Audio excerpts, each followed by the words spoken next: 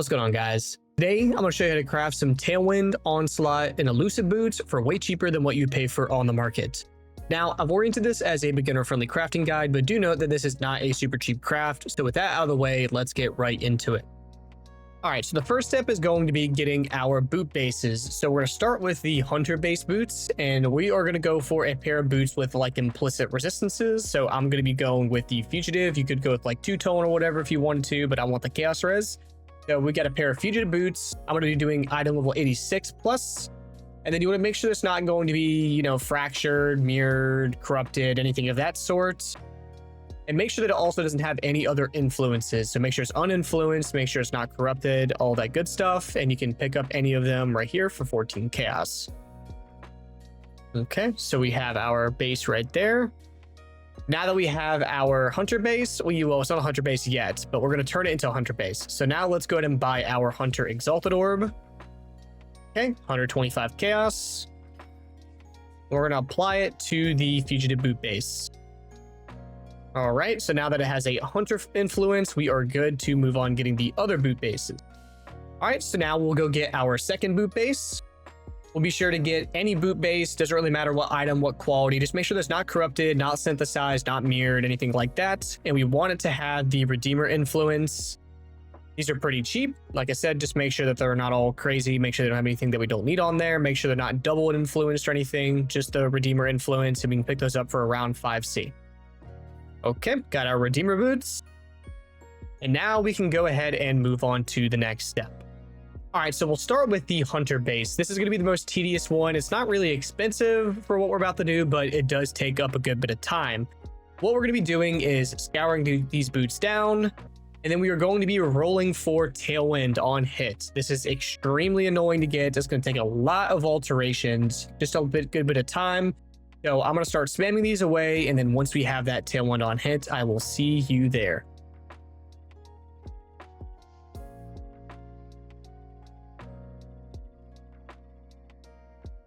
Okay, so we have our Tailwind on hit. That took a good bit of time. I think it took me around like 800 alterations, but we now have it. Now we can move on to the next step of the craft.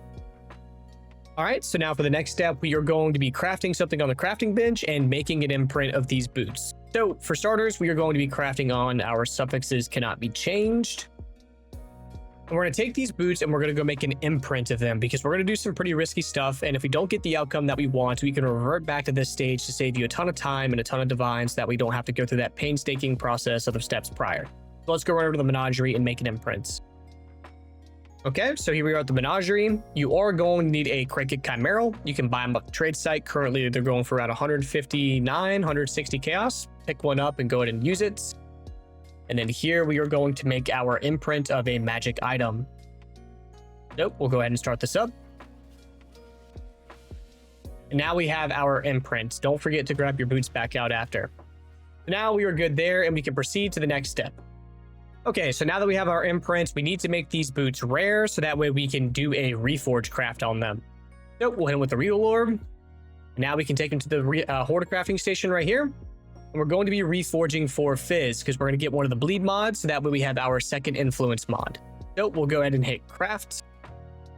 And what we're looking for here is we want to be able to have the bleed mod and we do not want another suffix. So since we ended up with another suffix right here, what we're going to do is we're going to use that imprint and we're going to go again until we only have 2 suffixes and hopefully at least 1 or 2 prefixes not filled out. So we'll go ahead and use our imprint and we'll go do another imprint and try again. So we have our imprint, we have our boots, same thing, have a regal on it. Come over here to the Hoarder crafting station, Reforge Fizz, and pray. Okay, so we do have a additional suffix. What we're going to do here is we are going to gamble annul because if we happen to rip one of the influence mods, we can just use the imprint. So we will hopefully annul off that cold res. Okay, cold res is gone, meaning that we are good to proceed. All right, for the next step, we are going to be getting a Orb of Dominance. So let's go ahead and pick up our Orb of Dominance. Orb of Dominance is currently sitting around like 4.5, 5 divine. So we'll go and take this. And we're going to hope that it elevates the Tailwind and not the bleed. And if it fails, we have our imprint to go back again. Okay, that's the second bleed, so I will use my imprint and we will go again. Same thing, if we fail the elevate, we can then just use the imprint and try again, fingers crossed. Okay, so now we have our elevated Tailwind boots. We are good to proceed to the next step. Okay, for the next step right here, we are going to be crafting on Suffixes Cannot Be Changed and scouring these boots. That way they are good to be prepped for the Awakener's Orb. So, Suffixes Cannot Be Changed. Come over here, and we are going to scour these boots. So now we have our magic elevated Tailwind boots. That way we are ready to go for the Awakener's Orb. Now that that's done, we can move on to the Redeemer pair of boots.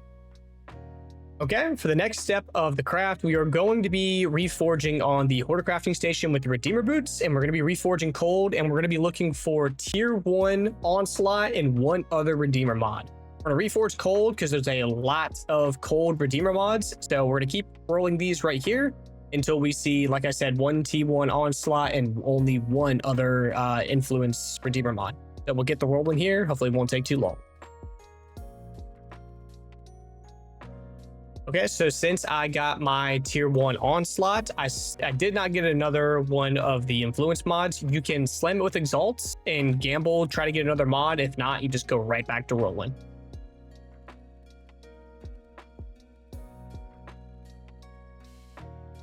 Okay, so here we have our tier 1 Onslaught, and we then have another Redeemer mod, the Unaffected by Chilled Ground. Like I said, make sure it's only one other Redeemer mod and not 2 or 3. You want to be able to have the best odds for that Orb of Dominance. So we'll take this pair of boots and we'll scoop up our next Orb of Dominance.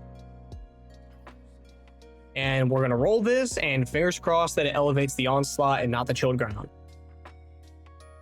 Okay, nice. So we now have the elevated Onslaught mod, and we're good to proceed to the next step of the craft. All right, so here we are at the next step, and we're over here at the Menagerie because we're going to be doing another Beastcraft. And the Beastcraft that we're going to be doing is using a Hinocor's Lock. Now, typically, a Hinocor's Lock is extremely expensive, 40, 50, 60 divine, so you don't want to be using that normally. But luckily, there is a Beastcraft that allows you to apply a Hinocor's Lock to a magic item. And this is why we wanted to make sure this pair of boots was magic, so that way we can determine the outcome of our Awakener's Orb, because what this does is it combines these two boots together, makes them one boot, but you don't know what your outcome could be. You could end up with some really bad affixes, you end up with like a low tier res, or maybe all your prefixes spill and you can't do movement speed. So we want to be able to determine our outcome here, so we're going to go ahead and craft on this apply a Hinocor's Lock. Okay, so now our boots have a nice little kind of purple hinge to them, and they have that Hinocor's Lock icon. So now whenever I right-click my Awakener's Orb, and then left-click the donor base, not the hunter base, but the redeemer base, and then I hover this, you can see that I now know the outcome of my boots. I'll end up with, of course, the 2 influence mods, and then I'll end up with a T2 cold res and a EVES tier 3 roll in the prefixes. Now, I'm going to personally be shooting for either a really good T1 res or another influence mod. So I'm not going to do this. I'm not going to do this craft right here. What I can then do is I can use a chromatics orb to get rid of Hinocor's Lock and then rinse repeat.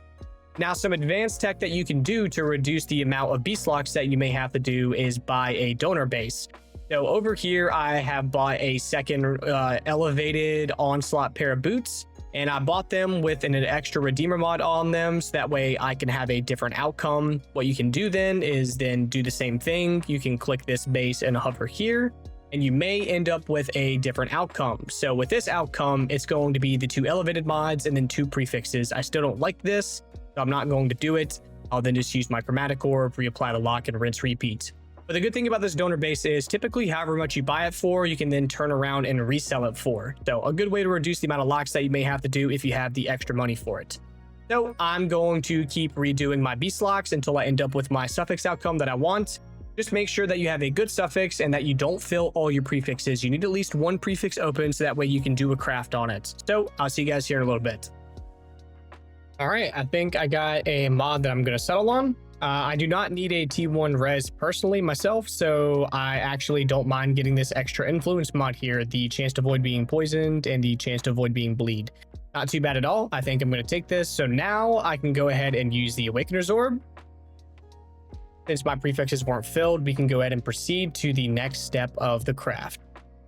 Okay, so for the next step, I'm personally going to be cleaning my my prefixes all the way, and we're going to be scouring it, and then we are going to be reforging for elusive. So we're going to come over here to the crafting station, which you could always do the beast craft too to make this cheaper, but for time's sake, I'm just going to go ahead and do the suffixes cannot be changed for 2 div.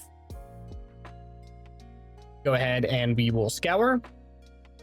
That will get rid of all of our prefixes. I then will once again do suffixes cannot be changed. And then I'm going to come over here to the Horde crafting station, and I'm going to be reforging for crit. And this is going to give us that elusive mod. So boom, we ended up with the elusive, and I got exceptionally lucky and hit the T1 movement speed. I really couldn't have wrote the script on that anymore. So this is kind of a really good thing for me, but also a really bad problem, because I was going to show you guys how to do the veiled exalted orb craft. So I think what I'm going to do is I'll finish this craft and I'll show you guys what would have normally happened if I didn't get the elusive mod. So let's go ahead and proceed on to the next step, and then I'll show you what would typically happen whenever you don't get insanely lucky.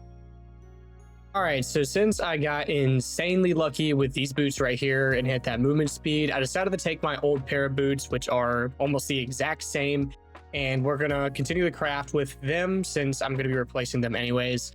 So exactly like I showed in the last step, suffixes cannot be changed, and we're going to scour. And then once we scour, same thing, go back, recraft on suffixes cannot be changed. And then we're going to reforge crit again. Okay, so now we have the elusive and we have 2 open prefixes left over. So now we can proceed to the next step of the craft. So for the next step, we are going to be crafting on our suffixes cannot be changed once more.